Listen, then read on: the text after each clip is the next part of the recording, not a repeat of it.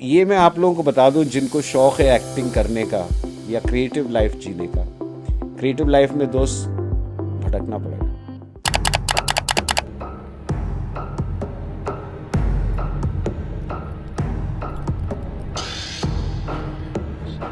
लेकिन जब इस साहब को पहली दफ़ा लाइफ में फेस किया, और एक्टिंग अगर आपको किसी को भी करनी है, मैं आप सबको बताना चाहता हूँ, किसी को भी एक्टिंग करनी है ना तो ज़िंदगी में झिझक निकालनी पड़ेगी। कभी ऐसा होता है कि रोना आता हो कभी? अरे रोना कैसे नहीं आता, रोना तो हर वक्त आता है। जैसे मैंने बताया, मैंने कई दिन बिताए हैं ऐसे ब्रिजों के ऊपर कि मतलब बढ़ता जा रहे, रिश्ते कम होते जा रहे समटाइम। लोग कहते हैं आप मुंबई में रहते हैं, वहाँ तो बड़ी मतलबी दुनिया है। मैंने कहा यार मेरे को तो कभी ऐसी लगी नहीं। लड़की बन रहा है, हाँ भाई बन रहा है लड़की, क्या करे भाई, गोरा चिट्टा हूँ, क्या करूँ। राज जोशी जी किस तरीके की मस्ती करते हैं? सब तरह की मस्ती करते हैं। लोग गोरा होने के नुस्खे अपनाते, आप काले होने की ट्राई कर रहे थे। देख ये दो लड़के कौन है, ये पागल जो धूप में लेटे तो। और ये मुझे लगा हाँ बेटा स्टाइल भी हो जाएगा, क्लाइमैक्स भी है, तेरी भी टॉर बन जाएगी। हर इंसान की जिंदगी में कुछ पल होते हैं, उतना टेंशन मत ले, जो तेरे काबू में नहीं है उसके बारे में समय मत व्यर्थ कर। नमस्कार दोस्तों, मैं हूं समीर चौधरी और आप देख रहे हैं open heart podcast. Shahrukh Khan की मूवी का एक बहुत ही फेमस डायलॉग है कि किसी चीज़ को पूरी शिद्दत से चाहो तो उसे पूरी कायनात तुमसे मिलाने में जुट जाती है। जी हाँ, आज ऐसा ही कुछ हुआ है मेरे साथ और मेरी पूरी टीम के साथ। क्योंकि जब इस पॉडकास्ट की शुरुआत हुई थी तब हमने कहा था कि एक दिन ऐसा आएगा जब बॉलीवुड के स्टार्स हमारे पॉडकास्ट में आएंगे और हम उनके साथ बैठकर उनकी लाइफ पर बातें करेंगे। तो आज बॉलीवुड के बहुत ही बेहतरीन और कमाल के कलाकार, जिनको आपने लगान में देखा है, जिनको आपने अब तक 56 में देखा है, जिनको आपने स्लम डॉग्स ऑफ मिलेनियर में देखा है, जैसी तमाम बहुत ही बेहतरीन फिल्मों में जिन्होंने अपने अभिनय का जलवा दिखाया है, मिस्टर राज जोशी जो आज हमारे पॉडकास्ट में पहुंचे हैं। राज सर, बहुत बहुत स्वागत है आपका। शुक्रिया मेरे दोस्त। कैसे हैं? बिल्कुल बढ़िया है, आपके हिसार आए हुए हैं और मज़े ले रहे हैं ज़िंदगी के। बिल्कुल। और ऑफ कोर्स जहाँ से मैं आया, मैं गोवा में था, इससे पहले काम कर रहा था जी। वहाँ गर्मी थी। हिसार में आया तो पहले ही तुमने बता दिया कि भैया दिल्ली उतरेंगे तो ज़रूर कुछ गर्म रख लेना। राइट। क्योंकि है तो ठंड आई हुई है, बिल्कुल ठंड का सामान है। हमारे हिसार में सर गर्मी भी दबाकर होती है और सर्दी तो बाकमाल होती है। राइट। तो बहुत बहुत स्वागत है आपका हिसार पहुंचने पर। शुक्रिया। और ख़ास तौर से ओपन हार्ट पॉडकास्ट की पूरी टीम की तरफ से और होटल द रॉयल ज्वेल की पूरी टीम की तरफ से शुक्रिया, बहुत। तो आज यहाँ पर आप पहुँचे हैं एक ओपनिंग के सिलसिले में। जी। और हमारी आपसे पहले से मुलाकात होती रही है मुंबई में। आज पहली दफ़ा ऐसा हो रहा है कि आप हिसार आए हैं और आपसे आपकी लाइफ पे बातें करने का मौका मिल रहा है। बिल्कुल। तो क्योंकि शुरुआत ही इस टॉपिक पे लॉ ऑफ अट्रैक्शन पे हुई है ना? आप बिलीव करते हैं लॉ ऑफ अट्रैक्शन में? लॉ ऑफ अट्रैक्शन में तो बिल्कुल बिलीव करते हैं भाई, बिल्कुल बिलीव करते हैं। जिस चीज़ को चाहोगे अपने मन से, अपने दिल से, पूरी इच्छा से, जी, वो बिल्कुल होना ही होना है। आपकी लाइफ की ऐसी कौन सी इच्छा थी जो आपने मतलब कुछ इमेजिन किया या विजुलाइज किया और जो आपको साकार हुआ?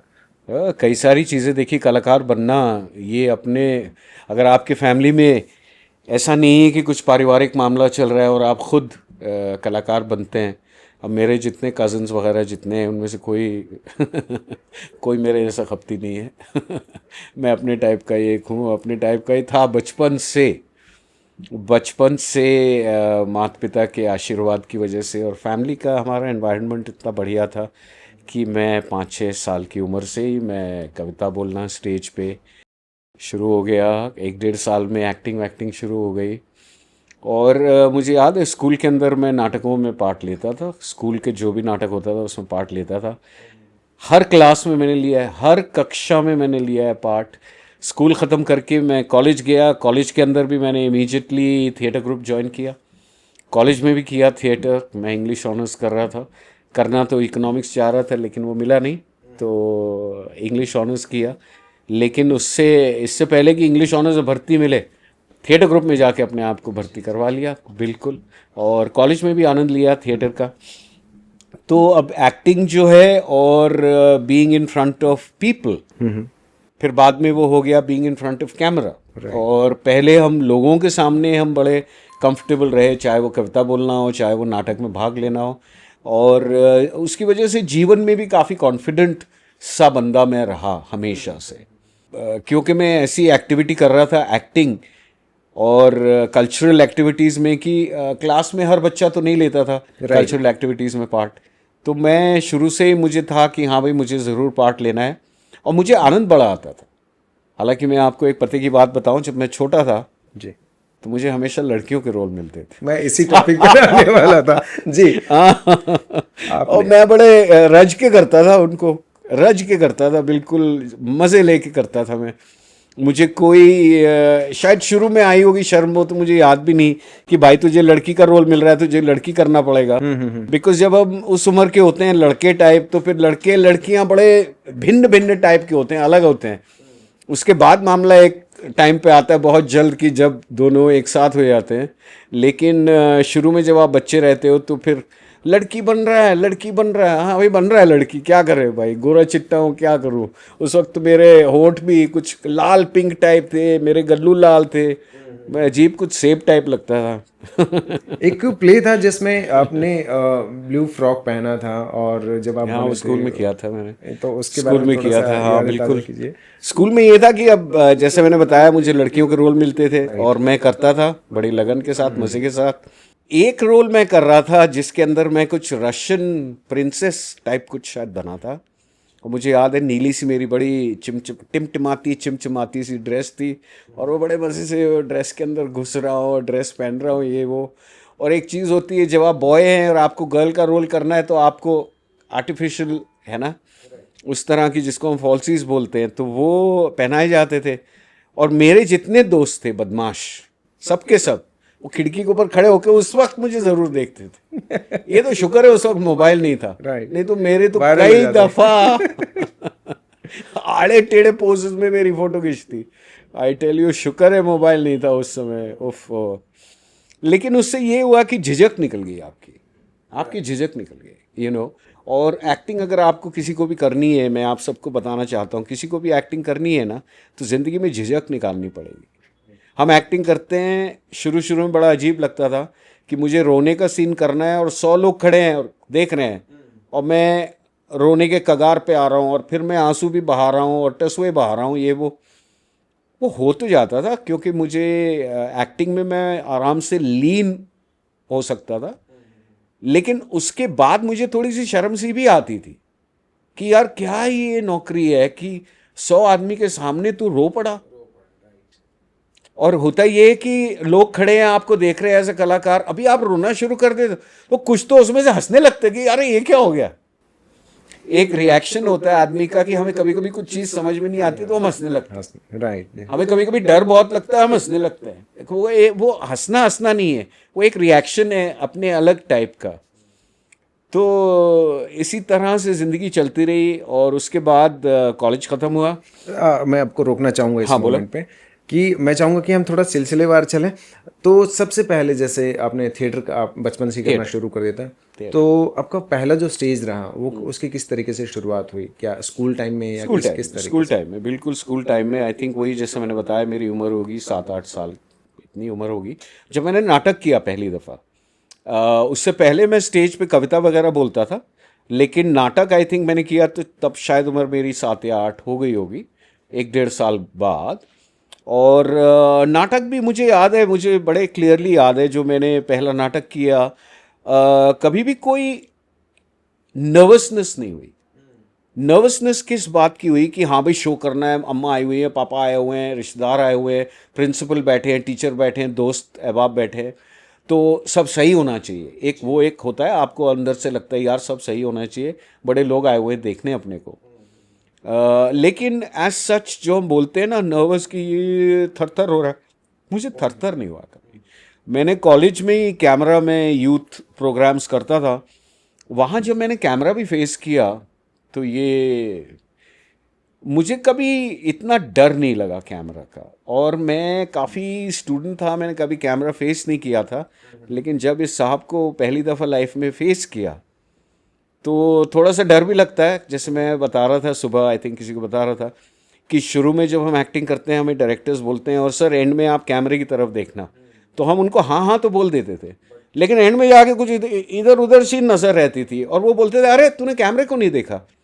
अब हम क्या बताएं, कैमरे को देखना इतना आसान नहीं होता, कैमरे को देखना बड़ा मुश्किल होता है। कैमरा ऐसे आपको घूरता है और उसका एक्सप्रेशन नहीं चेंज होता, आप कुछ भी कर लो वो वैसे का वैसे ही रहता है।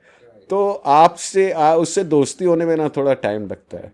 उस टाइम पे क्या मन में ये आया था कि इन फ्यूचर जाके मैं कभी बॉलीवुड में एक्टर बनूंगा या ऐसा कुछ करूँ? नहीं, क्योंकि हमारे परिवार में ना, देखिए ये चीज़ें परिवार से आती हैं। या तो अगर मैं मुंबई का बच्चा होता, मैं मुंबई का बच्चा तो नहीं हूँ, मैं तो हिंदुस्तान के कई शहरों का बच्चा हूँ, और वहाँ पे ऐसा अवेयरनेस नहीं है जैसे बॉम्बे के बच्चे में होती है।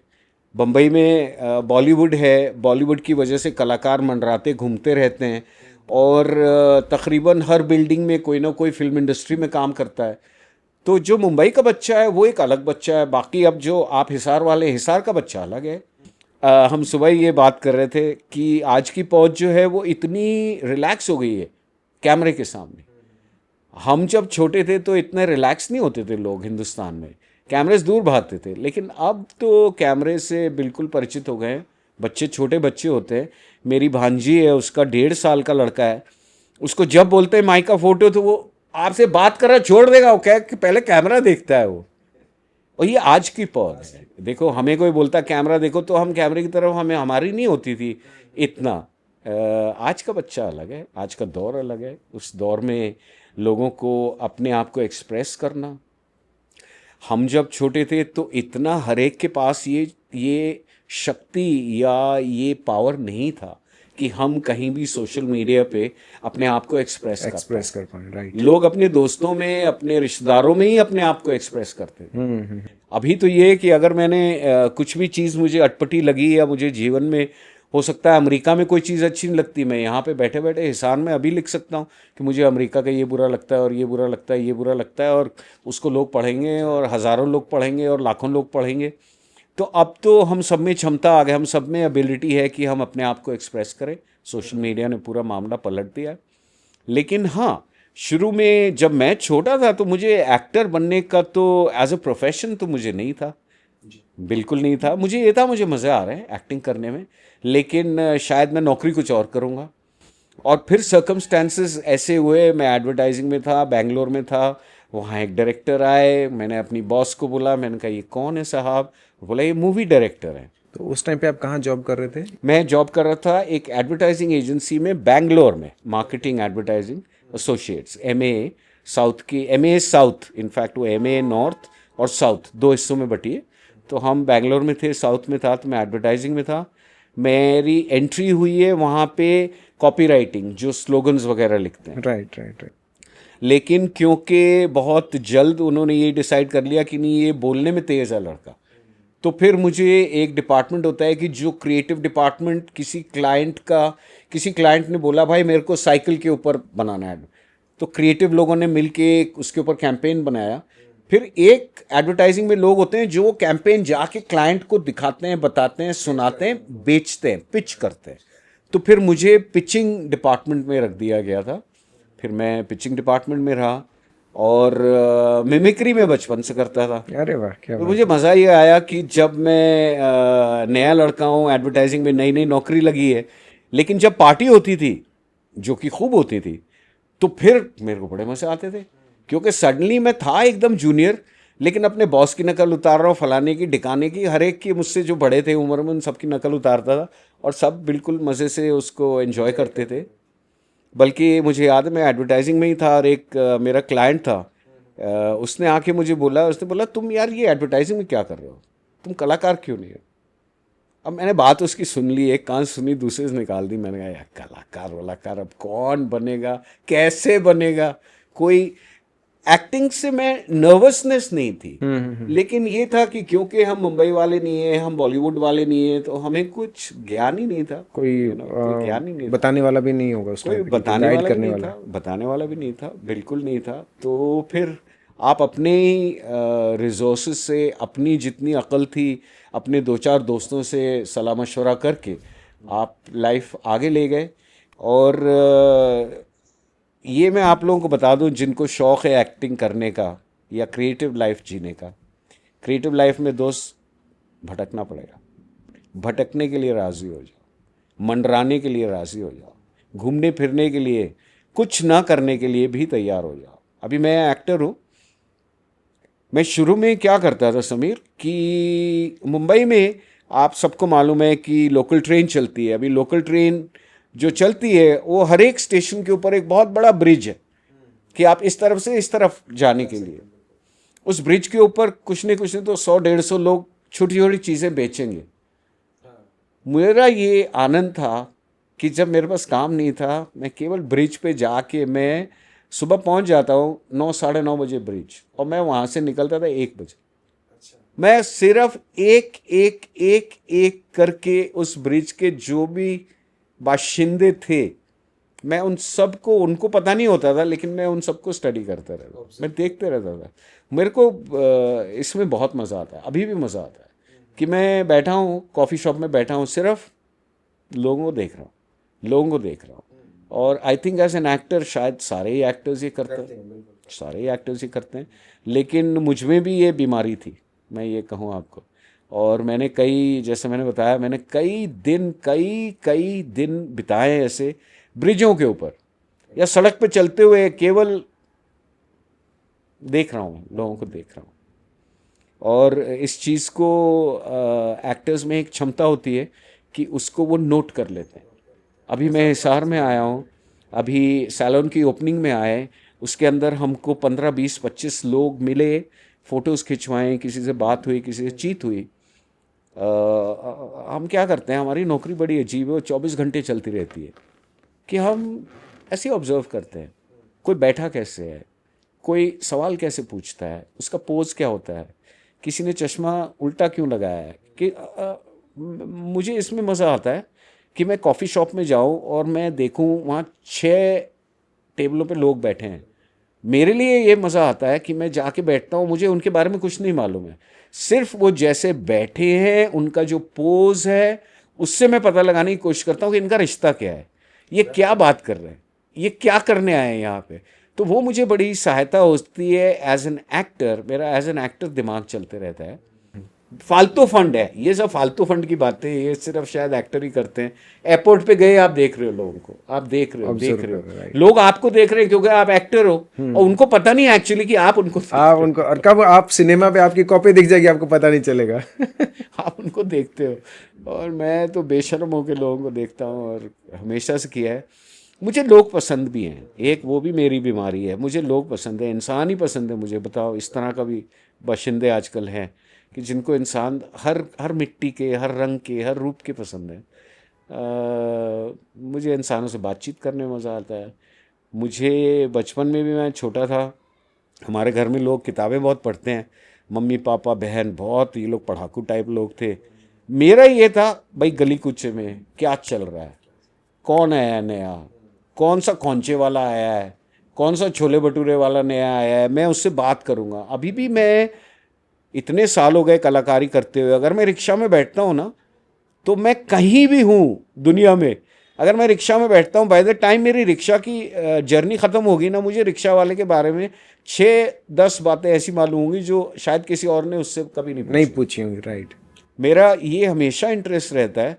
अगर मैं अभी शाम को जाऊँगा दिल्ली ड्राइवर के साथ, मैं पता करूँगा कि वो क्यों ड्राइवर है, उसके परिवार में कौन है। मुझे अच्छा लगता है इंसान जो करते हैं वो क्यों करते हैं, और उसके पीछे कारण क्या होता है, क्या कहानी क्या है मुझे उनकी। ये इस मामले में काफ़ी चीज़ें हमारी मैच करती हैं सर, सेम हैबिट मेरी भी है। ये सारे मुझे लगता है एक्टर हो गए, राइटर हो गए, इन सब की ज़िंदगी में ये बड़ा एक अहम हिस्सा है, ऑब्जर्विंग रियल लाइफ। क्योंकि रियल लाइफ जो है, वहीं से हमको अपने एक्टिंग के भी इनपुट मिलते हैं। अपना जो दिमाग होता है वो इमेजिनेशन हर एक के पास है, लेकिन वो उतना ही आप स्ट्रेच कर सकते हैं। कभी कभी ज़िंदगी में ऐसे कलाकार आते हैं कि अगर आपने सड़क पे ज़िंदगी नहीं जी है ना, तो आप नहीं कर पाओगे। हम रहे हैं छोटे शहरों में, हम सड़कों पे हमने अड्डे जमाए हैं, हमने सड़कों के ऊपर, नुक्कड़ों के ऊपर चाय पी है, गप मारी है, तो वो जीवन जो है वो हमारे अंदर है। अब बाहर से हो सकता है हम लगे बड़े इंग्लिश टाइप, लेकिन ये बैकग्राउंड है। तो फिर उसमें मेरे लिए तो जीवन में हमेशा ये रहा कि राजा से लेकर रंक तक मेरी सबसे दोस्ती होती है। राजा से अंग्रेजी में बोल लूँगा, हो सकता है रंग से हिंदी में बोल लूँगा, लेकिन मैं दोस्ती दोनों से करूँगा। हाँ, अभी मैं थोड़ा सा आगे बढ़ना चाहूँगा। एक किस्सा है अंकुश मूवी का, नाना पाटेकर साहब और आपका, कि आप एक फिल्म में थर्ड एडी थे और उन्होंने आपको एक रोल ऑफर किया था हाँ, गुलाब भाभी का। भाभी। वो किस्सा शेयर कीजिएगा। बड़ा इंटरेस्टिंग किस्सा है। मैं एक फिल्म के अंदर असिस्टेंट डायरेक्टर था। क्लैप मेरे सुपुर्द था, क्लैप देना। अब एक दिन क्या हुआ, एक बंदा कलाकार आया नहीं, उसका सीन हमें अगले दिन शूट करना था। अब मैं असिस्टेंट था, मैं स्क्रिप्ट पर पढ़ी हुई है, नेचुरली भाई आप असिस्टेंट है। अब हुआ ये कि मेरे को नाना ने बुलाया, खड़े आ। मैं गया, मैं कहा हाँ भाई क्या है। कहता है स्क्रिप्ट पढ़ी है तुमने। भाई असिस्टेंट हूँ, ऑफ कोर्स पढ़ी है स्क्रिप्ट। नहीं तो फलाना रोल है भाभी का। मैं कहा हाँ भाभी का, तो वो तू करेगा। हाँ करूँगा। वैसे जा दाढ़ी वाड़ी मुंडवा के आ जा, चिकना बन के आ जा। सडनली मेरे अंदर, ओहो मेरे अंदर ऐसी, बिल्कुल मैं क्या बोलूँ, बिल्कुल बम फटने लगे कि अब मज़े आने वाले। मैं गया सलून अपने लंच ब्रेक के अंदर, दाढ़ी वाड़ी मुंडवाई, ये वो सब, बाल वाल कितने चुपड़े तेल तूल लगा के मैं आ गया। किसी ने मुझे पहचाना ही नहीं सेट पे, सिर्फ नाना ने पहचाना। लग रहा है। मुझे ले गए डायरेक्टर के पास, और मैं असिस्टेंट डायरेक्टर तब तक। तो डायरेक्टर की शक्ल, और उनको चश्मे करने की आदत है उनको, तो चश्मा ही हो गया। राजा नाना की तरफ देखा, ये तो लग रहा है एकदम, क्या लग रहा है भाभी। तो नाना ने बोला अच्छा लग रहा है तो चलो करते हैं शूटिंग, सही लग रहा है। हमारे डायरेक्टर चंद्रशेखर नावरकर साहब, चंद्रा जी, हाँ सही नहीं, बिल्कुल बिल्कुल बढ़िया लग रहा है, चलो इसको लेके चलते हैं। तो वहाँ हमारे जाके सीन वीन हुआ, और फिर जैसे मैंने बताया बिल्कुल नर्वस वर्वस नहीं हुआ। सीन ख़त्म हो गया तो मेरी तो यूनिट में ऐसी इज्जत बढ़ गई, बिकॉज उसके पहले तक मैं थर्ड असिस्टेंट डायरेक्टर, क्लैप दो ये वो, इज्जत थी लेकिन वो एक लो लेवल की थी। एडी से एक्टर हो गए। एडी से मैं एक्टर हो गया, और वो भी एक्टर लड़की का रोल किया, और लड़की का रोल बेझिझक किया और मज़े से किया, और ये किया और वो किया। अब मैं सबको बताया नहीं कि भाई मैं स्कूल में लड़की के रोल बहुत कर चुका हूँ।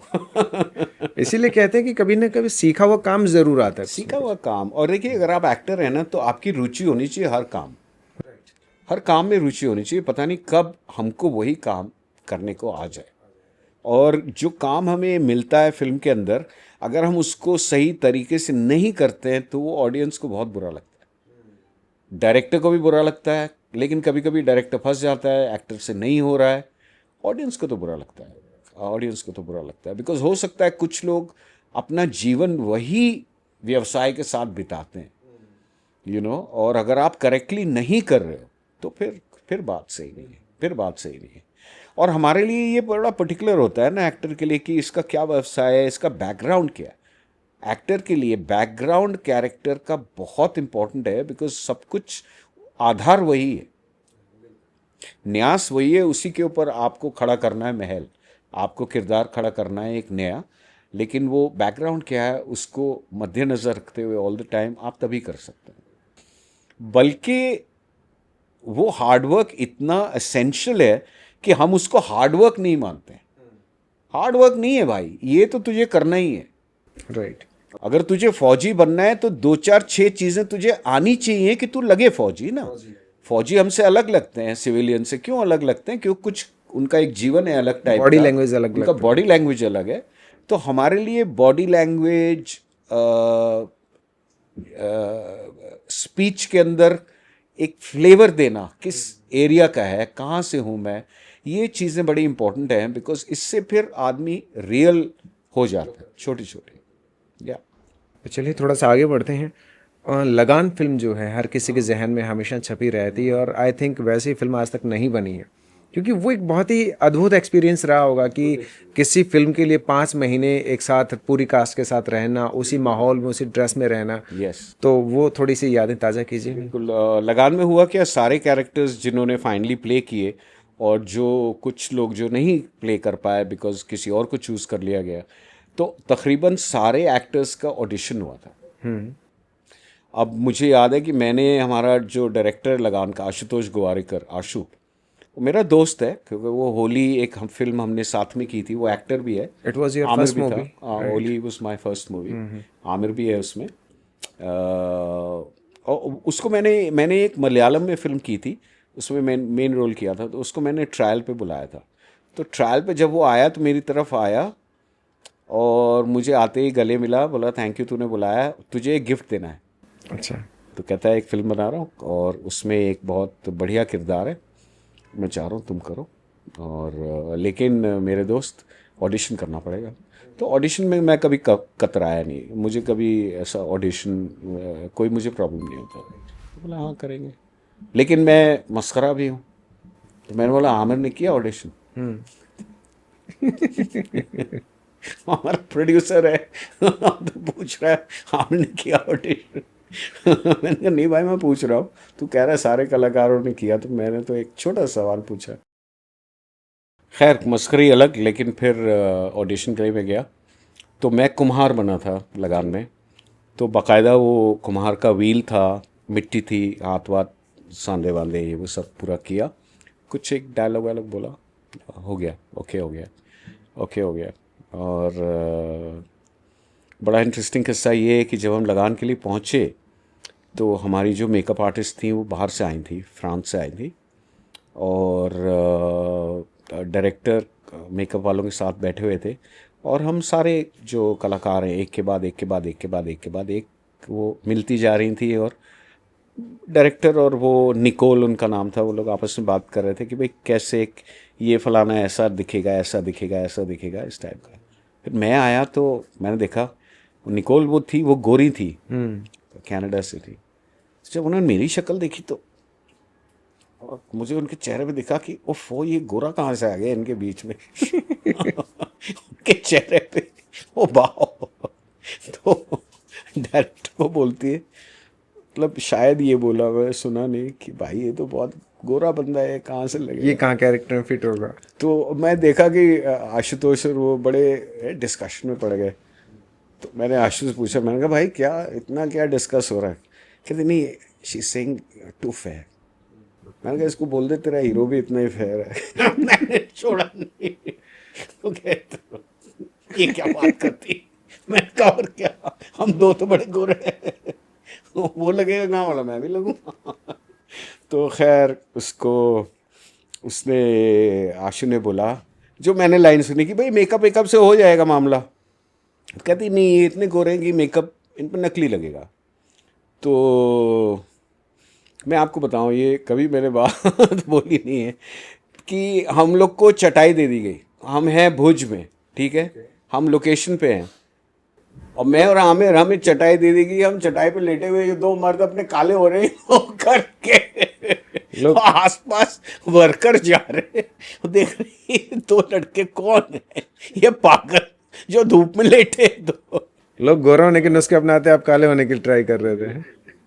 और हमें बड़ा अच्छा लगा कि हम जब थोड़े भूरे हो गए, बहुत अच्छा लगा कि हाँ भाई हमारी मेहनत सफल हो गई, जो हम लेटे ये धूप में 4-4 घंटे, मेहनत सफल हो गई। और देखो ये होता है एज एन एक्टर, अगर कोई भी चीज़ इसके आड़े आ रही है आपके कैरेक्टर के, तो फिर आपको एक क्षण के लिए भी वो नहीं चाहिए, आप उसको ऐसे आउट कर देते हो ठपाक, यू नो। तो सर इतनी बड़ी कास्ट को, क्योंकि हर एक्टर जो चाहता है कि किसी फिल्म को लॉन्ग टाइम आज नहीं देना चाहता, वो सोचते हैं कि शूट जल्दी से शुरू हो ताकि हम अगला प्रोजेक्ट भी कर पाएँ। तो वो एक ऐसी फिल्म थी, शायद पहले से पहले कभी हुआ भी नहीं होगा कि 5-6 महीने तक आपको एक ही जगह पे रहना है। बिल्कुल। तो उसके लिए आप कैसे तैयार हुए? लगान की हम स्क्रिप्ट हम पढ़ चुके थे शूटिंग से पहले, हमें मालूम था कि हमारी स्क्रिप्ट इतनी अच्छी है कि अगर ये स्क्रिप्ट की 60-65% भी बन गई ना, ये बहुत कमाल की फिल्म होगी। सारे एक्टर्स को ये ज्ञान था। और जब हमें एज एक्टर्स ये ज्ञान होता है कि हमारी फिल्म जो है ना कमाल बन सकती है, फिर तो कोई सवाल ही नहीं है, उसमें 5 महीने लगे।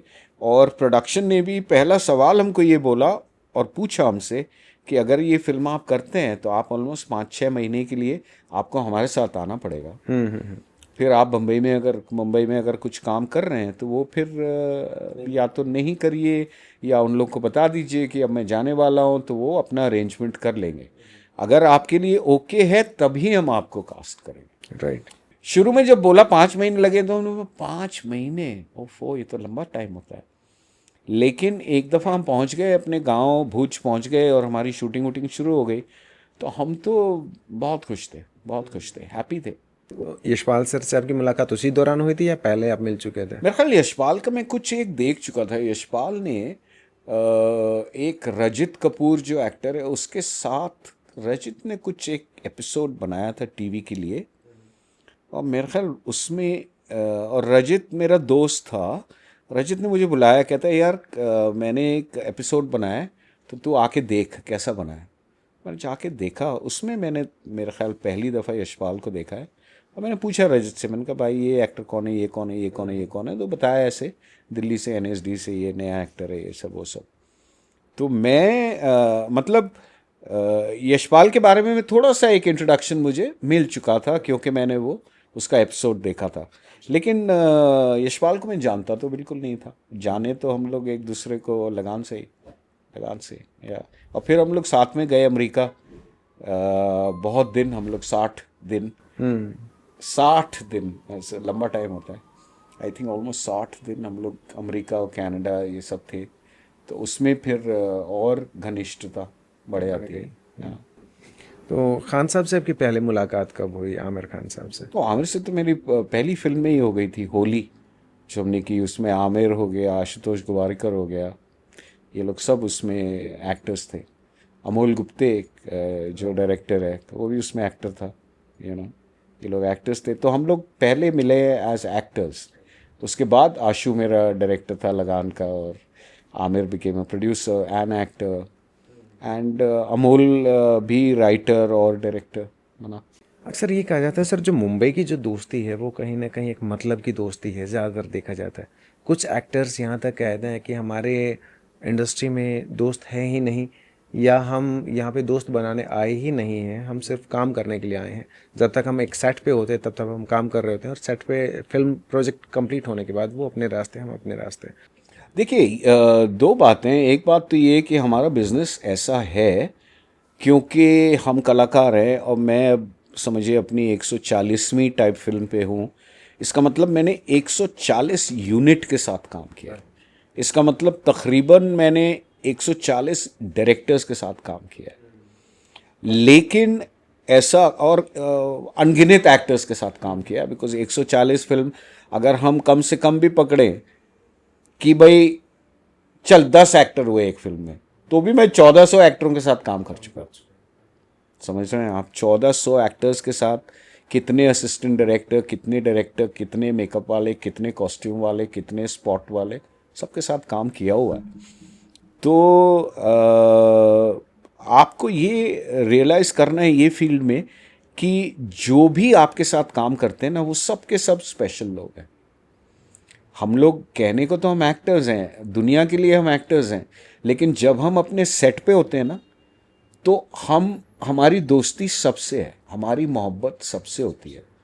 हमारे सेटों पे इतना ये नहीं होता है कि ये एक्टर है, ये एक्टर है, नहीं, क्योंकि हम काम करते हैं उनके साथ, तो वो उनसे रिश्तेदारी है। लेकिन हमारी फील्ड ऐसी भी है, अभी जैसे मैं हंसल मेहता साहब के साथ एक वेब सीरीज कर रहा हूँ। हंसल के साथ मैंने पिछली दफ़ा काम किया है 94, 96 में। अच्छा, समझ रहे हैं आप? 25 और 96 मतलब 4 साल वहाँ के और 25 इसके, 29 साल के बाद। एक ही फील्ड में, एक ही शहर में रहते हैं, एक दूसरे को पसंद करते हैं, एक दूसरे को जानते हैं, एक दूसरे के साथ काम किया है, लेकिन मुलाकात नहीं हुई है। 29 सालों में मुलाकात नहीं हुई। वो भी यही है, मैं भी यही हूँ। वो भी मेरा काम, उन्होंने भी मेरा नया काम देखा है, ताज़ा काम देखा है, लेकिन वो भी मिले नहीं मुझसे और मैं भी नहीं मिला हंसल को। टेलीफोनिकली बात होती है वैसे? टेलीफोनिकली भी बात नहीं हुई। तो एक है कि आपका नेचर ऑफ बिजनेस ऐसा है कि अभी आप इन लोगों से घनिष्ठ हो जाते हो, एक फिल्म काम कर रहे हो, आप हिसार आए हो, हिसार वासियों से जो लोग काम कर रहे हो उस फिल्म पे, प्रोजेक्ट पे, आपके रिश्ते बन जाएंगे। फिर आप यहाँ से जाओगे गाज़ियाबाद, वहाँ से जाओगे नागपुर, और सब जगह अलग अलग रिश्ते आप बनाते जाते हो। और थोड़ा ये है कि जब हम एक फिल्म में काम कर रहे होते हैं तो बहुत हमारे डीप और बढ़िया रिलेशंस बन जाते हैं, ये ना, साथ में हैं, बाहर गए हुए हैं, मुंबई से बाहर गए हुए हैं, लेकिन हमें ये भी ओके है कि फिर हम हो सकता है 10 साल ना मिलें एक दूसरे को। बिल्कुल ठीक। ये उस वक्त हमें नहीं लगता है, लेकिन लाइफ ऐसी है, ऐसी है हमारी इंडस्ट्री में। किसी और प्रोजेक्ट में बिजी हो सकते हैं आप, किसी और और हाँ, यू नो, और दोस्ती एक दफ़ा हो जाती किसी से, वो रहती है, लेकिन आप 10 साल के बाद भी मिलो तो आप शुरू वहीं से हो जाते हो। लेकिन बात ये है कि 10 साल बीत गए, 10 साल बीत गए। तो बॉलीवुड में ऐसे कौन इंसान है जिसके साथ आपकी बहुत अच्छी जमती है या जिनके साथ अक्सर बैठना वो हो? जितने लोगों के साथ आपने काम किया है उनके साथ आपकी अगर आपकी नींद जमती है तो आप फिर सेट पे ही ये काइंड ऑफ जाहिर कर देते हो कि मेरी नींद जम रही है। अब बहुत से कलाकार हैं जिनके साथ हमारी नहीं बनी फॉर सम रीज़न।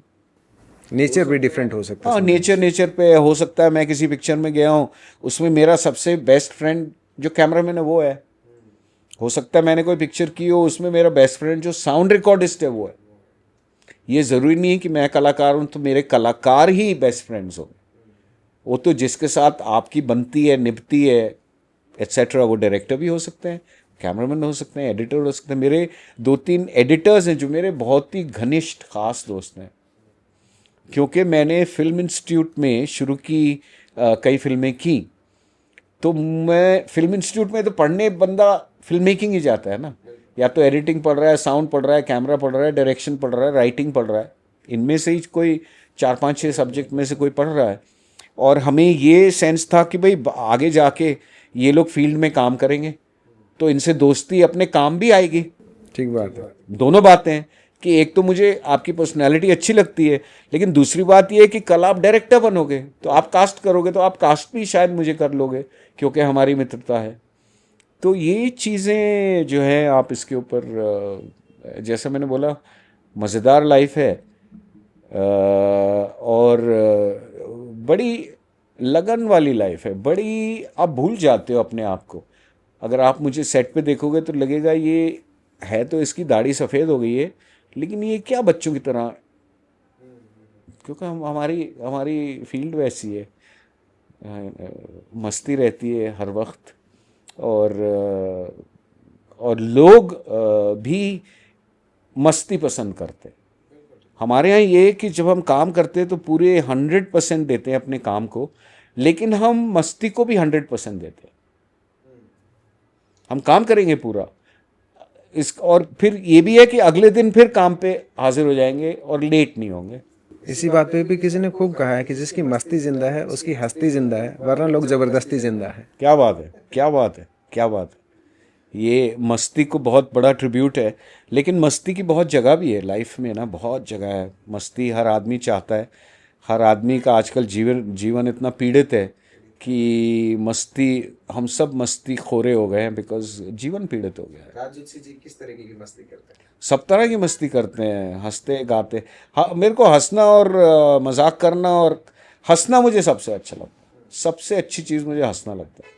और हम लोग काम के भी, सेट के ऊपर भी काम से इंटरफियर ना होते हुए, लेकिन हम लोग हंसते खूब हैं। हमें हंसते खूब हैं। हम लोग हंसी में कटौती नहीं करते। तो सर जब भी फिल्म करते हैं तो ये एक यूनिटी के साथ एक रिलेशन भी बनता है, और बहुत सारे ऐसे किस्से भी होते हैं, लाइक बहुत सारे फन इंसिडेंट भी होते हैं। तो किसी मूवी से जुड़ा कुछ किस्सा आपको याद आता है? अरे यार, हर मूवी से इतने फन इंसिडेंट्स जुड़े हुए हैं कि किसी एक को मैं ऐसा वर्णन करना मेरे लिए मुश्किल है। सबसे ज़्यादा फनी आपको लगता है कुछ ऐसा हो? मैं बोल रहा हूँ आपको कि ये प्रभु की, देवी की असीम कृपा है कि वर्किंग एनवायरनमेंट ही ऐसा दिया है कि हंसी मजाक ठट्टा तो होना ही होना हर जगह।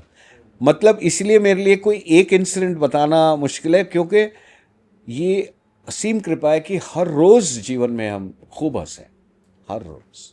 अगर कलाकार होने का हमको आनंद है ना, एक उसमें से एक आनंद ये भी है कि बंदा खुल के हंसा है हर रोज़।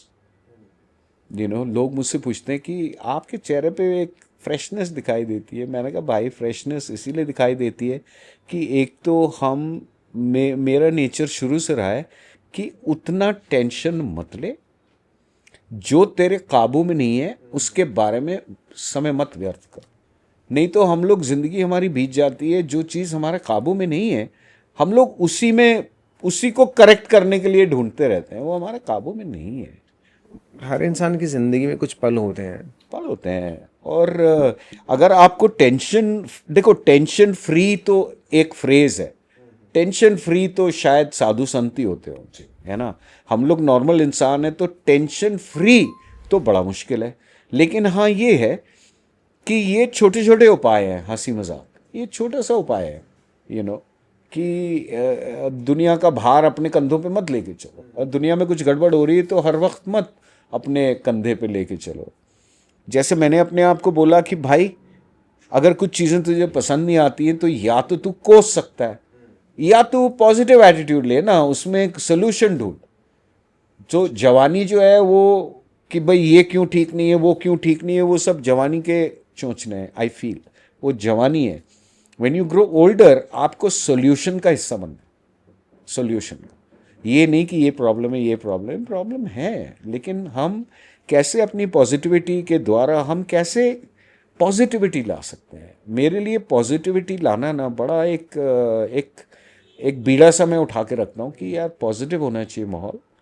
और इसलिए स्माइलिंग भी मैं रहता हूँ, इसलिए कि आप स्माइल करते हो ना तो अगले की अभी कुछ टेंशन एक पैसा कम हो जाता है, एक ही पैसा कम हो लेकिन कम हो जाता है।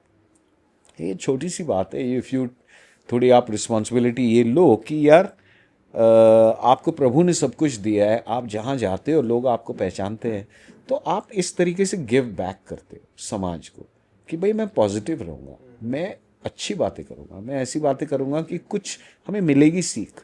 अगर बच्चा सुनेगा उसको अपनी सीख मिलेगी, अगर बड़ी उम्र का सुनेगा उसको अच्छी अपनी उम्र के लिए सीख मिलेगी।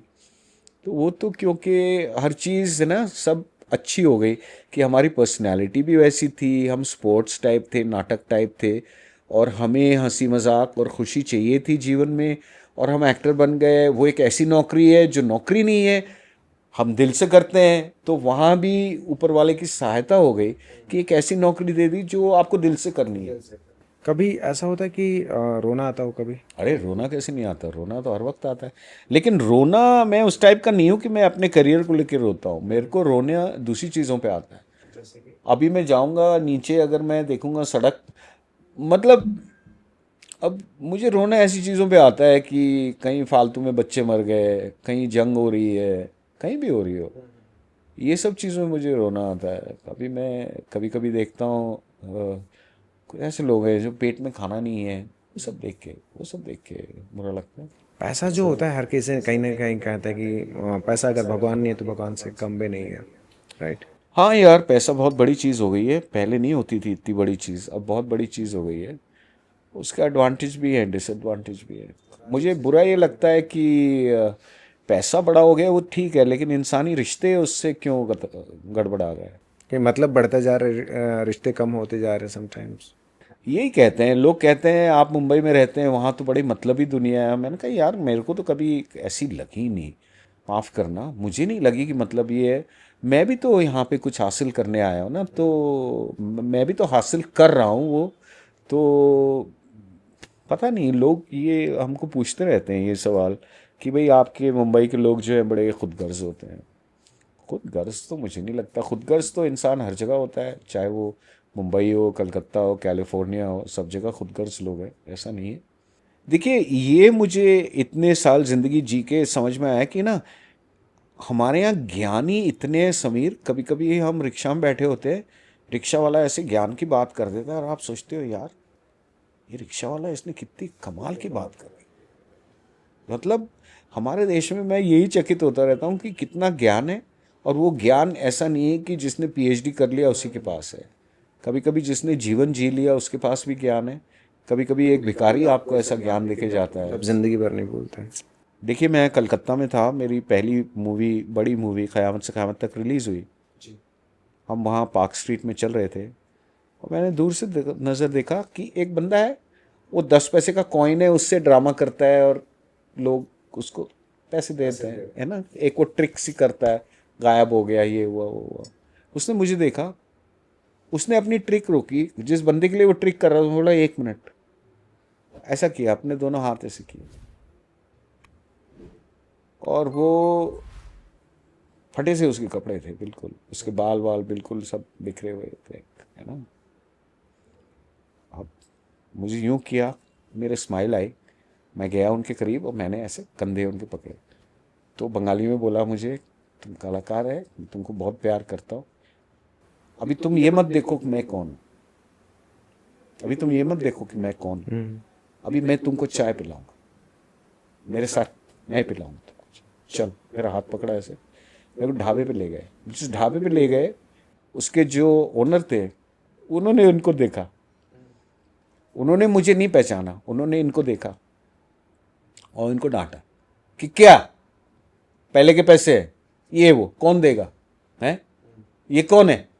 तो बोले ज़्यादा बात नहीं करना, आज ज़्यादा बात नहीं करना, ये मेरा गेस्ट है, ये मेरा गेस्ट है, और तुमको मालूम है, तुम बेवकूफ़ है, तुम्हें मालूम है ये कलाकार है।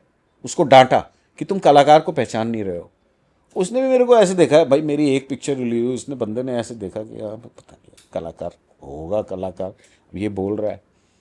समीर, एक आदमी जो 10 पैसे के सिक्के के साथ ट्रिक करके अपना जीवन चलाता है, उसके आप दिल की उदारता देख रहे हैं, कितना बड़ा दिल है कि मैं आपको चाय पिलाऊं। मतलब आप हिल जाते हो ऐसी चीज़ों से, आप हिल जाते हो, तो आप सोचते हो क्या साला में पैसे और शोहरत और पोहरत और वो क्या, कभी कभी हमारे साथ भी होता है, भिखारी आता है, हमको मालूम है पर्स में ना एक 100 का एक 10 का है, हम अपने आप को बोलते हैं गलती से 100 का ना निकला है। छोटी बात है। छोटी बात कि उसके जीवन को कितना फर्क पड़ेगा अगर 10 रुपए का निकला और 100 रुपए का निकला। तो सर अभी जो सिनेमा में काफ़ी चेंज आया है, एक जो पहले आज से अगर 20 इयर्स बैक का सिनेमा देखें और एक जो अभी जो OTT प्लेटफॉर्म्स आ गए हैं, तो उसमें कहीं ना कहीं बोल्ड सीन्स की भरमार भी रहती हैं। अक्सर दर्शकों का ये भी रहता है कि गाली गलौच ऐसा होता है कि हम फैमिली के साथ बैठ के नहीं देख पाते। देखो भाई, वो जो हो रहा है ज़्यादातर तो सत्य ही हो रहा है। अगर लोगों को इतना ही बुरा लगता है वायलेंस और पायलेंस, तो फिर लोगों को सड़क पे आ जाना चाहिए, बोलना चाहिए ये वायलेंस बंद करो। क्योंकि हम तो बॉलीवुड है, हम तो जहाँ हमें लगेगा लोग सड़क पे आ गए हम बंद कर देंगे उसे, लेकिन सड़क पे तो कोई आ नहीं रहा है। कहने का मतलब ये है, सड़क पे कोई आ नहीं रहा है। तो बॉलीवुड को अगर आप कुछ भी मिल के कहेंगे ना कि भाई ये मत करो, और अगर बॉलीवुड को दिखेगा कि हाँ ये सीरियसली ऑडियंस बोल रही है, तो बॉलीवुड नहीं करेगा, बॉलीवुड नहीं करेगा। लेकिन एक और बात भी है कि क्या आपके समाज में वायलेंस बढ़ गया है, उसका आप क्या जवाब देंगे? आप हाँ ही कहेंगे। तो मैंने उसी दिन कल कुछ दिन पहले पढ़ा कि बॉलीवुड लाइफ से लेता है और लाइफ बॉलीवुड से ले रहा है, आजकल ये चल रहा है। दोनों एक दूसरे से ले रहे हैं। अब हम क्या बोलें, अब इसका मतलब ये है कि हमारा समाज कहीं ना कहीं एक ऐसे चौराहे पे पहुंच चुका है, या कहीं ना कहीं पहुंच चुका है जो पहले से फ़र्क है, और शायद हम उसके लिए कोई एफर्ट नहीं कर रहे कि भाई इस माहौल को पलटो। वो वाली बात है। और अगर हमें दुनिया का हिस्सा होना है तो दुनिया तो कहीं और है, हम कहीं और हैं। वो भी एक बात है कि, है ना, हम चाहते हैं कि हम भी एडवांस नेशंस की तरफ, हम एडवांस्ड हैं, लेकिन सोशली हम बहुत डिफरेंट हैं। तो शायद अगले 50 साल में ये हो सकता है हिंदुस्तान भी सोशली चेंज हो जाए, जी। पता नहीं, क्योंकि हम दुनिया का हिस्सा तो है, दुनिया तो हमें अब बड़ी इज्जत से देखती है, तो फिर हम दुनिया का हिस्सा तो हो गए। सो लेट्स सी अब आगे कहाँ जाते हैं। सर अमिताभ बच्चन साहब के साथ भी आपने काम किया काम किया। है ना। एक किस्सा आपने शेयर किया था कि उनके साथ आपका एक सीन था सिगरेट पीने का, समथिंग कुछ। मुझे एक सिगरेट पीने का, कि आपने वो सिगरेट उछाली थी और उनके सर के ऊपर से गई थी। अरे ओ वो तो मैं कभी अपने आप को माफ़ नहीं कर पाऊंगा। हुआ ये कि हम शूटिंग कर रहे थे बैंकॉक में, और मैं विलन था उस कौन सी पिक्चर मूवी में, थी? उस एक अजनबी। उसमें रामपाल भी था और उसमें सर थे, और मैं उसमें विलन था।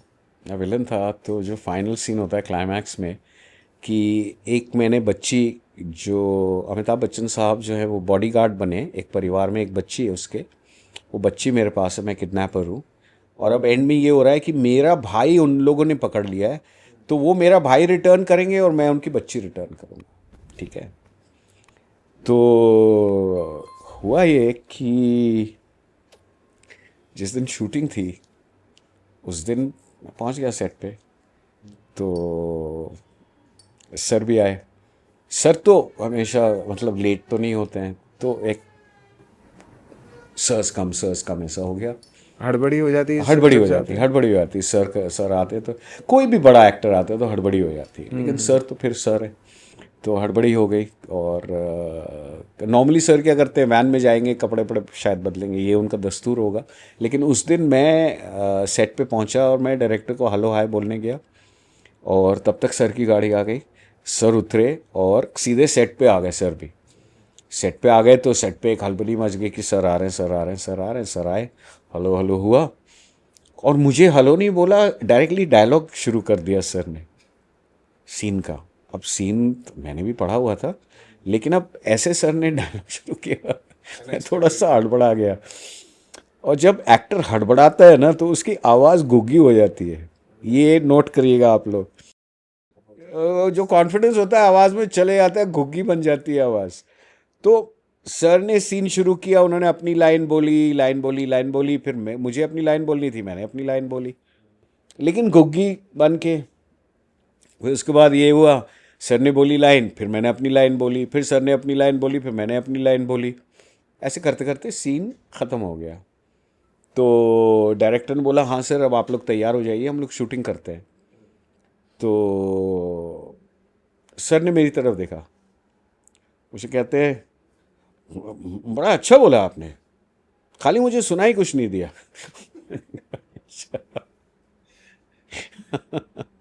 मैंने अपने मन में बोला, मैंने कहा सर जब टेक होगा ना तो पूरा बैंकॉक सुन लेगा, आप चिंता मत करो। फिर वही हुआ, टेक हुआ तो हम तो कॉन्फिडेंट थे बिल्कुल, ये सब हो गया।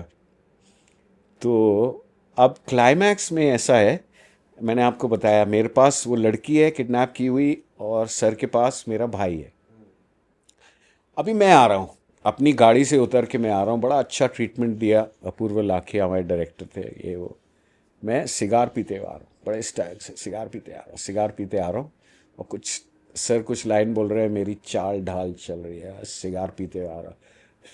ऐसा ऐसा पूरा, मुझे मालूम है पूरा ड्रामा करो धुएं वुएं के साथ में, अच्छा लगता है। ये सब मेरे मन में चल रहा है, मैं उनकी तरफ चल रहा हूँ। अभी समीर हुआ क्या ना, चलते चलते उनकी बिल्कुल जब मैं करीब पहुंच गया ना, मेरा सिगार ख़त्म हो गया, मेरी उंगली जलने लगी। जैसी उंगली जली मेरे को समझ में आया, ओहो सितार ख़त्म हो गया, बिकॉज तब सिगार ख़त्म हो गया। तब तक मैं सिगार को देख ही नहीं रहा, मैं स्टाइल मारने में, सामने बच्चन साहब है, मैं अपना सिगार थोड़ी देखूंगा। तो ये सब कर करा के अभी सिगार ख़त्म हो गया। अब मेरे मन में ये एक्टिंग चल रही है, लेकिन मेरे मन में ये चल रहा है कि मैं इस ख़त्म सिगार को क्या करूँ, कहाँ फेंकूँ, यूं ही फेंक दूँ, यहीं फेंक दूँ, ये सब चल रहा है। फिर मेरा शातिर मन मुझे कहता है भाई ज़्यादा स्टाइल मारना है तो एक काम कर, सर के सामने आएगा ना, सर के ऊपर फेंक दे। सर के ऊपर मतलब सर के ऊपर, ऊपर से, हाँ। सर के ऊपर नहीं, सर के सर के ऊपर। ऊपर। और ये मुझे लगा हाँ बेटा स्टाइल भी हो जाएगा, क्लाइमैक्स भी है, तेरी भी टॉर बन जाएगी। मैं आया, मैंने यूं फेंका छुक करके, वो गया उनकी विग को टच करते गया, और थोड़े से बाल, एक आवाज़ सी आई, मेरी ऐसी जान निकली। मैंने कहा क्योंकि ये बदतमीजी है कि आप क्या कर क्या रहे हैं, आप मेरे विग के ऊपर सिगार फेंक रहे हैं, आपसे मेरे सर के ऊपर नहीं फेंका गया। मेरे मन में ये चल रहा है, मैं बहुत ही मतलब मुझे बहुत अटपटा लग रहा है, मुझे बड़ा अजीब लग रहा है। जैसे ही टेक खत्म हुआ, मैं कहा sir sorry, I am sorry, I am sorry. कहते no why, it look very nice. एक सेकंड में मुझे ठंडा कर दिया सर ने। अगर वो जवाब ना देते, फर्ज करो मैंने आपके ऊपर सिगार फेंका और मैं आपको बोल रहा हूँ भाई समीर सॉरी, सिगार फेंक दिया, अगर आप मुझे जवाब नहीं देंगे, यूं चले जाएंगे, तो वो एक जवाब हुआ। अगर जवाब ये है कि no no no problem, you did very well, relax हो जाता है। मैं रिलैक्स हो गया। लेकिन वो इंसिडेंट मुझे भूलता नहीं है। मेरे मन में चल रहा है कि क्या करूँ, नीचे फेंकूँ, इधर फेंकूँ, शिकार को यहाँ फेंकूँ, वहाँ फेंकूँ, ये सब चल रहा है। मैं चल रहा हूँ उनकी तरफ, मेरे मन में ये सब चल रहा है। और फिर जब मैं उनके सामने ही आ गया तो उसके 1 सेकंड पहले मुझे ये आ गया कि अब सर के ऊपर फेंक दो, सर के पीछे फेंक दो। ऑफ बदमाशियाँ तो चलती रहती हैं जीवन में। तो सर बॉलीवुड की जब बात आती है तो अक्सर तीन खान्स की बात आती है, आमिर खान, सलमान खान और तीसरे शाहरुख खान। तो आई थिंक तीनों के साथ आपने काम तीनों किया नहीं, है? मैंने सलमान के साथ नहीं किया है। नहीं सलमान किया। के साथ। तो तीनों का नेचर बिल्कुल डिफरेंट है, उनका काम करने का अंदाज बिल्कुल डिफरेंट है। पर्सनली अगर आपका मतलब बात करें तो किसका काम करने का तरीका आपको सबसे देखो बेहतर लगता दोनों का मैं तो शाहरुख और आमिर के साथ ही काम किया। दोनों को काम करने का तरीका अलग है। शाहरुख अलग टाइप ऑफ पर्सनालिटी है, आमिर अलग टाइप ऑफ पर्सनालिटी है। आमिर को मैं ज़्यादा बेहतर जानता हूँ क्योंकि आमिर के साथ मेरा रिश्ता ज़्यादा डीपर रह चुका है। तो आमिर को मैं ज़्यादा क्लोजली जानता हूँ। शाहरुख के साथ मैंने एक फ़िल्म की, लेकिन हम जब कर रहे थे हम दोस्त हो गए वाइल डूइंग द फिल्म। है? क्योंकि आमिर सर वो इंसान है जो साल में या 2 साल में शायद एक प्रोजेक्ट करेंगे, और शाहरुख खान जो है इंस्टेंट वर्क करते हैं, वो नॉन स्टॉप वर्किंग करते हैं, लेट नाइट भी वो वर्क करते हैं। हाँ हाँ, लेकिन देखिए वर्किंग का तो ऐसा है कि बॉलीवुड में शायद ही कोई एक्टर होगा जो मेहनत नहीं करता है। तो मेहनत तो है ही है, आपकी नौकरी में मेहनत तो है ही है, फिजिकल मेहनत है, मेंटल मेहनत है। और जो हीरो लोग होते हैं उनको एक तीसरी टेंशन नहीं होती कि भाई पिक्चर चलेगी या नहीं चले। हमें एज अ कैरेक्टर एक्टर या एज अ सपोर्टिंग एक्टर मैंने कभी लाइफ में नहीं सोचा कि ये पिक्चर चलेगी तो मुझे बेनिफिट होगा। तो सर आपने इतनी सारी फिल्में की हैं, तो कभी किसी कैरेक्टर को प्ले करने के लिए कुछ ऐसा लगा कि यार ये बड़ा डिफरेंट कैरेक्टर है, और उसकी तैयारी में आपको समय लगा हो, या उसके लिए आपने कोई स्पेशली तैयारी की? हाँ, एक कैरेक्टर आया था मेरे पास जो अमोल पालेकर साहब डायरेक्ट करने वाले थे। और वो मेरे लिए बड़ा वो फिल्म बनी नहीं, मतलब या फिल्म बनी मैंने नहीं की। लेकिन वो कैरेक्टर क्या था कि एक आदमी है, शादीशुदा है, और शादी के कुछ 5-6 साल के बाद वो रियलाइज़ करता है कि एक्चुअली वो गे है, वो हेट्रोसेक्सुअल नहीं है, वो गे है। वो कैरेक्टर समझने में बड़ा मुश्किल था। लेकिन डायरेक्टर मुझे बोलते जा रहे थे कि ये रियल लोगों पे आधारित है, और मुझे समझ में नहीं आ रहा था कि ये कैसे करेंगे। जैसे मैंने एक सीरियल किया था मधुबाला, उसमें बड़ा ख़तरनाक मेरा कैरेक्टर था, मैं एक ठाकुर टाइप बना हूँ उसमें। और उस ठाकुर की केवल एक ही तमन्ना है कि अपनी बेटी को मारना है उसे। और मैंने जब मुझे सुनाया गया, मैंने कहा एक बाप है जिसका लाइफ में यही है कि उसे अपने बेटी को मारना है। भाई ऐसा मतलब क्यों है कि नहीं सर वो लड़की पैदा हो गई ना। मैंने कहा यार लड़की पैदा हो गई, अब मतलब तो क्या हो गया? कहते नहीं आप समझ नहीं। मैंने कहा मेरे लिए ये ना चीज़ रियल नहीं बन रही कि एक ऐसा बाप है वो अपनी बेटी को मारना चाहता है। ऐसा भी नहीं है कि उसके 10 लड़के हैं और चलो ये 11वीं लड़की क्यों हो गई, या 10 बच्चे हैं, 11वें को मार भी दिया तो क्या हो गया, 10 तो हैं अपने।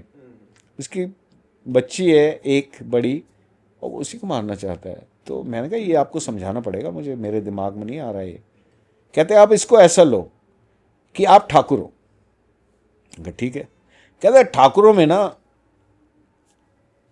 ये जो हम दिखा रहे हैं ठाकुर, इसको बोला गया है कि इसका लड़का होगा। घर में जो दाई है, घर में जो एस्ट्रोलॉजर है, राज पुरोहित है, ये है वो है, सबने बोला आपका लड़का होगा। आपकी हो जाती है लड़की। अब ये चीज तो आपको गवारा ही नहीं है कि आप किस तरह के ठाकुर हो, आपकी तो लड़की हो गई, तो आप पहली बच्ची लड़की होगी, तो इसलिए आप उसको मारने पे तुले हो। मैंने कहा चलो मैं इसको अपना सत्य बना के किसी तरह इसको फिर मैं कहानी में लेके आता हूँ। तो कभी कभी ये होता है कि जो चीज़ें आपसे बहुत दूर होती हैं ना, वो कभी कभी तो आपको इमीडिएटली समझ आ जाता है, चाहे चीज़ आपसे बहुत दूर हो, आपके जीवन में ऐसा कभी घटा ना हो, लेकिन आप इजीली पकड़ लेते हो। कभी कभी कुछ ऐसा कैरेक्टर आता है जिसमें आप इस तरह के कि यार मैंने ऐसे बंदे को मैं कभी मिला ही नहीं हूँ, तो फिर मैं कैसे, फिर मुझे बताओ और बताओ क्यों है ये ऐसा। फिर मैं इनपुट लोगों से मांगता हूँ, राइटर से मांगता हूँ, डायरेक्टर से मांगता हूँ। ऐसा करके। तो सर अभी बॉलीवुड के कुछ अच्छे कलाकार अभी रिसेंटली काफ़ी कला जैसे धर्मपा जी अभी नहीं रहे, आशरानी साहब नहीं रहे, पंकज धीर हैं वो भी, तो अचानक से बड़ा एकदम से लॉस हुआ इंडस्ट्री को। Would you like to say something about Dharam ji? क्या बोले यार धर्म जी के बारे में। मैं सर के साथ एक फ़िल्म करने वाला था, हमसे बहुत सीनियर है, सर के साथ कभी कोई मौका नहीं मिला फिल्म करने का, बट आई वुड एक फ़िल्म आई थी लेकिन वो फिर मैं नहीं कर सका।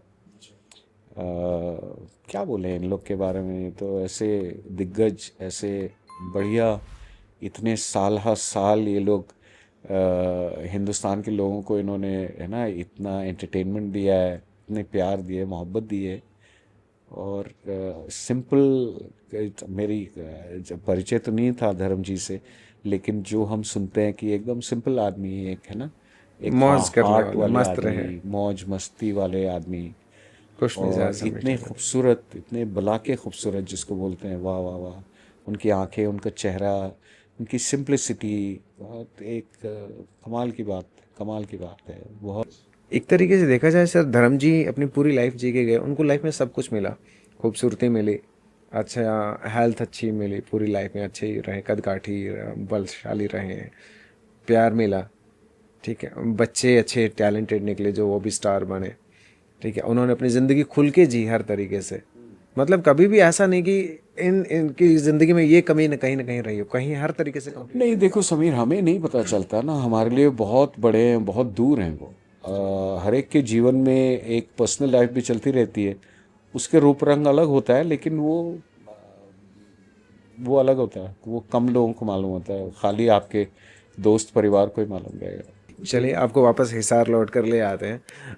रॉयल लेडीज़ क्लब जो हमने बनाया है, अ, तो उसके बारे में क्या कहना चाहेंगे सर? क्योंकि हमने एक ऐसा क्लब बनाने की कोशिश की कि जहाँ पे एक नॉर्मल लेडी, जो चाहे वो हाउस वाइफ है या फिर कोई वर्किंग लेडी है, ताकि उनके अंदर का जो छुपा हुआ टैलेंट है, अगर उनको कोई प्लेटफॉर्म नहीं मिल रहा तो we are giving them a platform जहाँ पे आप अपना टैलेंट शोकेस कर सकते हैं। तो बहुत बहुत बढ़िया आइडिया है ये, बहुत बढ़िया आइडिया है लेडीज़ के लिए। और लेडीज़ तो वैसे ही जलवे दिखा रही हैं, कमाल कर रही हैं हिंदुस्तान में, और इस तरह का एक प्लेटफॉर्म जहाँ पे वो सब आ सकते हैं इकट्ठे, अपने अपने टैलेंट्स एक्सचेंज कर सकती हैं, और किसी से कम तो है नहीं। तो उसका टैगलाइन आप बनाओ, हम किसी से कम नहीं। एक टैगलाइन हमने बनाया सर, अब खुल के जियो।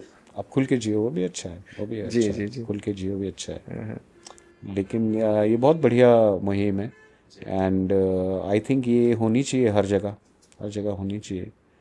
तो सर इस पॉडकास्ट को दर्शकों तक पहुंचाने में एक अहम योगदान रहा है होटल द रॉयल ज्वेल। क्या कहना चाहेंगे उनके बारे में? बिल्कुल, हॉस्पिटैलिटी आपने देखी है। हॉस्पिटैलिटी एकदम बढ़िया रही है, जी। दिल खोल के हॉस्पिटैलिटी, और बिल्कुल बेझिझक हॉस्पिटैलिटी, बिल्कुल और बिल्कुल। जो हमारी टीम है, हमिद रमानी जी हैं, मोहित जी हैं, कैलाश जी हैं।